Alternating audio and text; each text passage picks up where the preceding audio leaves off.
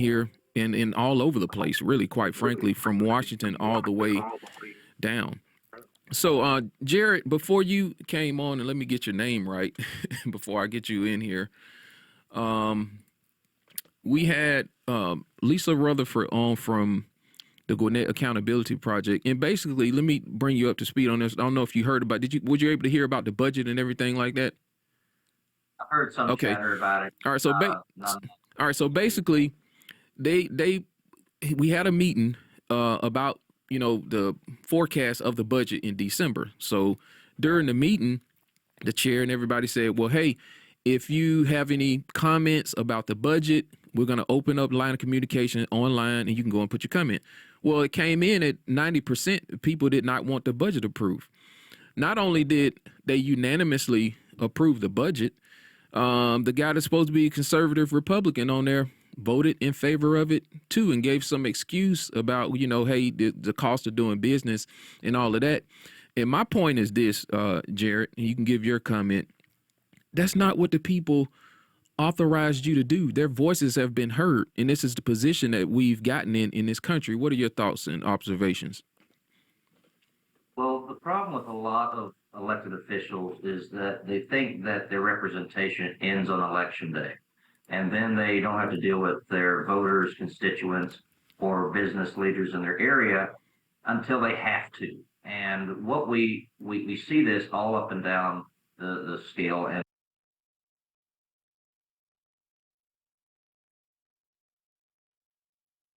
the solution really is a political solution. Replace them with that popular vote. But in the meantime, you have wasted money. You have endeavors that shouldn't be funded, shouldn't be performed, things that are wasteful, and it causes harm to the communities.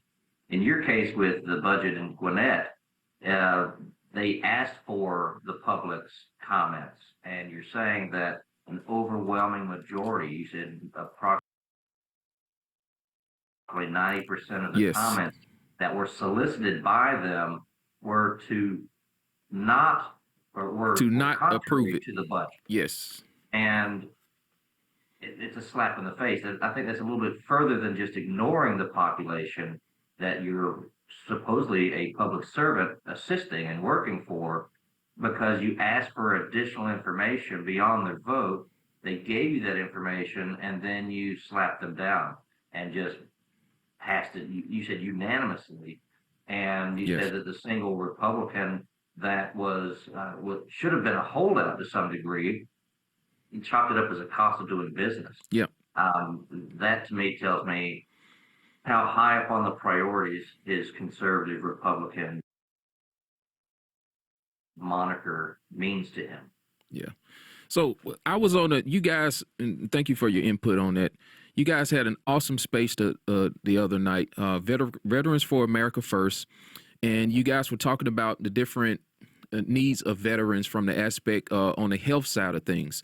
So I heard a lot of conversation in there about holistic medicine and actually trying to help the veterans get to a healing point.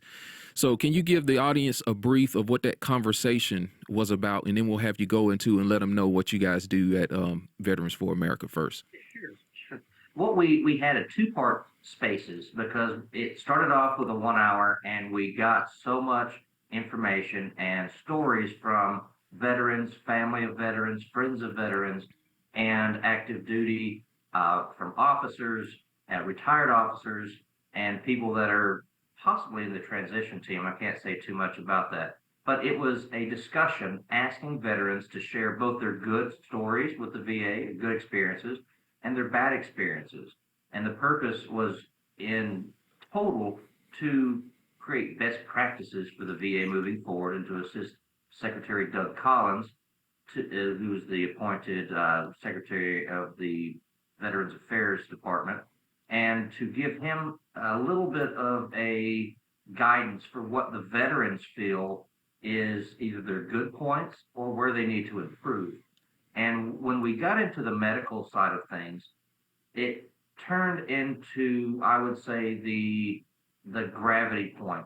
The lack of medical services ranging from mental health to physical health to therapy to surgeries and whatnot impacted all of the other segments of the VA, from housing to even the suicide rate. And of course, the drug addiction issue is tied to the homelessness and those other things. But when we got into the medical specific, I proposed that the VA centers should be on the cutting edge of medical treatment because our veterans, I think that they have earned and they deserve the best medical treatment possible. And instead of following the private sector's standard of whatever their insurance companies will allow, and that's kind of a little tongue in cheek there, but that's a whole nother discussion. But having the VA take on the cutting edge of what the new technology is, what the new treatments are, so that we can not just give the substandard that the private sector is moving towards and get the standard for those that are most deserving.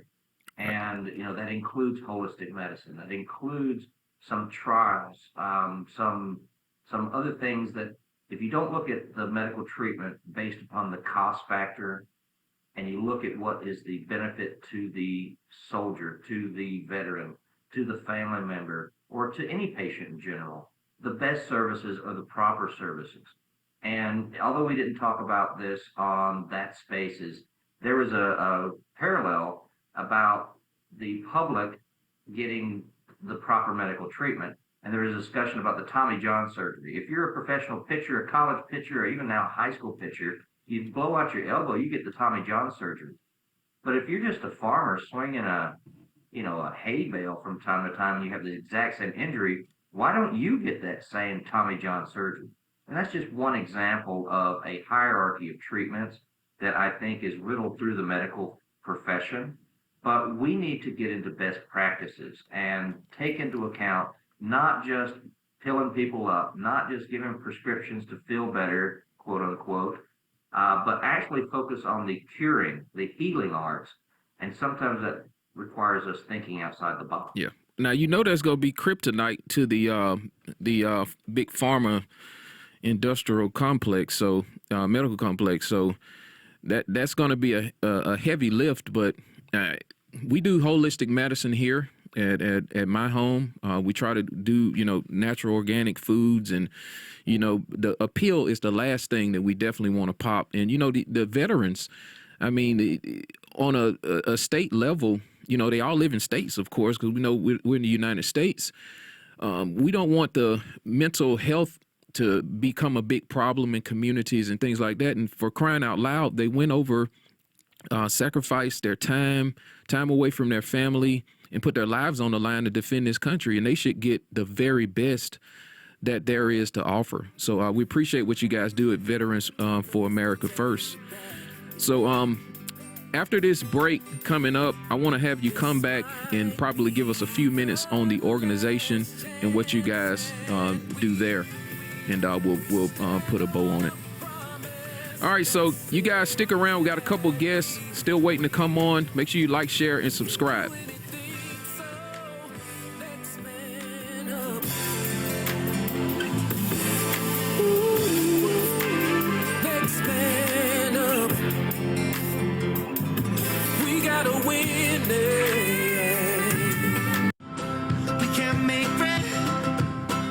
Hey guys, Rich Geary here from Geary Farms.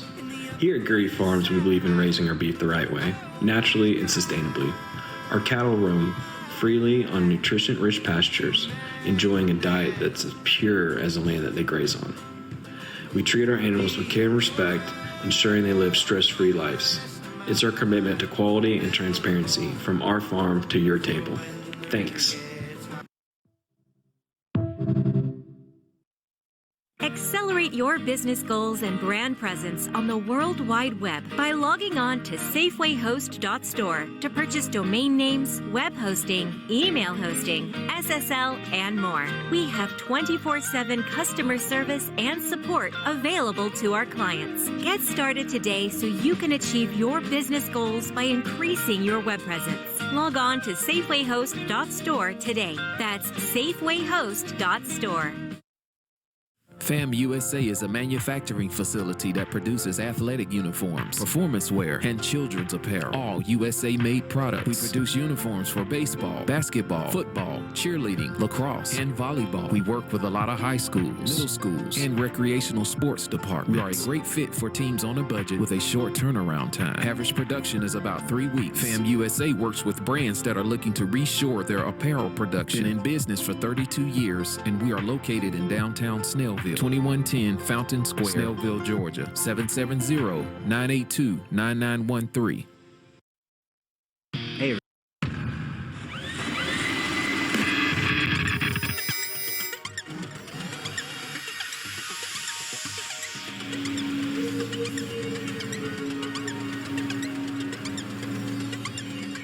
Magic Sound Productions. All right, guys, we're back in the final block. Got quite a bit to try to squeeze in the last few minutes we have, so I want to go ahead and get our guests back in the room. So while we're waiting to get him in, don't forget Friday, January 13th, if the weather permits, is going to be the beginning of the Georgia legislative session. So you guys make sure you show up, let your voices be heard peacefully. All right, so let me get Jared back over here if I can. All right. I don't know. Y'all stand by. Technical difficulty here. Let's see. All right. There we go. That might work. All right. So, Jared, tell us a little bit about Veterans for America First, what you guys do, and maybe give us, just a rundown, goals for this year, et cetera, et cetera. Sure. We're a political organization. Veterans for America First originated as Veterans for Trump back in 2015. But who we are, we're a group of concerned citizens, veterans, first responders, and members of the community who are looking to promote candidates who are veterans and America First minded, or those candidates running for office of all levels who have an America First constitutional republic perspective. And what we do is we provide information to voters. We go out and we promote legislation. We currently have legislation that we hope to be voted on in this session that's starting, as you said, Friday the 13th. And we are going out. We have film projects that you can view on VFAF.us. We have border projects. We have a lot of information out there to talk about the America First issues and those candidates who are going to stand up and protect your community, protect your state, and protect your nation. All right. Very well said. So can you tell people how to follow you on social media platforms and how they can contribute to the work you guys are doing? Shout out to Stan, and also what's your national president name? It's Robert Cucciarelli. Robert, yeah. Captain Robert Cucciarelli. Shout out to Captain Robert. I'm sorry, Cornicelli. I have a client named Cucciarelli in my office. I apologize. It's Cornicelli. I apologize. Hey, don't demote Jared for messing up your last name. No, he's a great guy. We had him on, and he's sharp as a tack, I tell you. Yeah, we have a national organization where I sit as the vice president of the National Organization of Veterans for America First. And I'm also the Georgia state president. So we have state chapters and about a third of the states right now, and that organization is growing. But you can go on our social media. It's VFAF, Veterans for America First. You can look at mine. My name's Jared Craig. I also have links to the VFAF War Room, and I think you have that down underneath my name there. So please go on to there. We're also starting to be more active on Truth Social, and we're definitely on X. We have 2 spaces every week on Monday and Thursday at 7 p.m., and it discusses those issues that are important to veterans, important to Americans in general, and an open discussion about what we can do to improve and who are those people that need to be put in place to do so. Man, thank you so much for the work you do. Real quick, just in your personal capacity, I want to ask you to answer this question on behalf of the organization. So would you support hand-marked, hand-counted paper ballots, day up, one-day voting and tallying everything up on a precinct level with everybody in the room? Oh, yes. As you are aware, I have fought for paper ballots and voter integrity and transparency in the election process for years now. And I fully believe that we need day only, election day only, in-person paper ballots. Anything else is an open door for criticism and corruption. One more question, Jared, before we let you go. In order to have like a holiday, is that like a national thing? Does the federal have to do that, or could a governor say, "Hey, we're in the state of Georgia, we're going to declare Election Day a state holiday," or whatever the case may be, and encourage people to be off work to do it? Or would that have to happen on the federal level? It can be either which way. If you Okay. want to have a federal holiday, the states have to ratify federal holidays. As you know, that there are some federal holidays that some states don't acknowledge. Some Okay. states don't even acknowledge daylight savings time. So a state by itself can have a proclamation that makes a day, Okay. but to get everybody off work for federal elections, I believe the best angle would to have a federal holiday for election day. Yeah.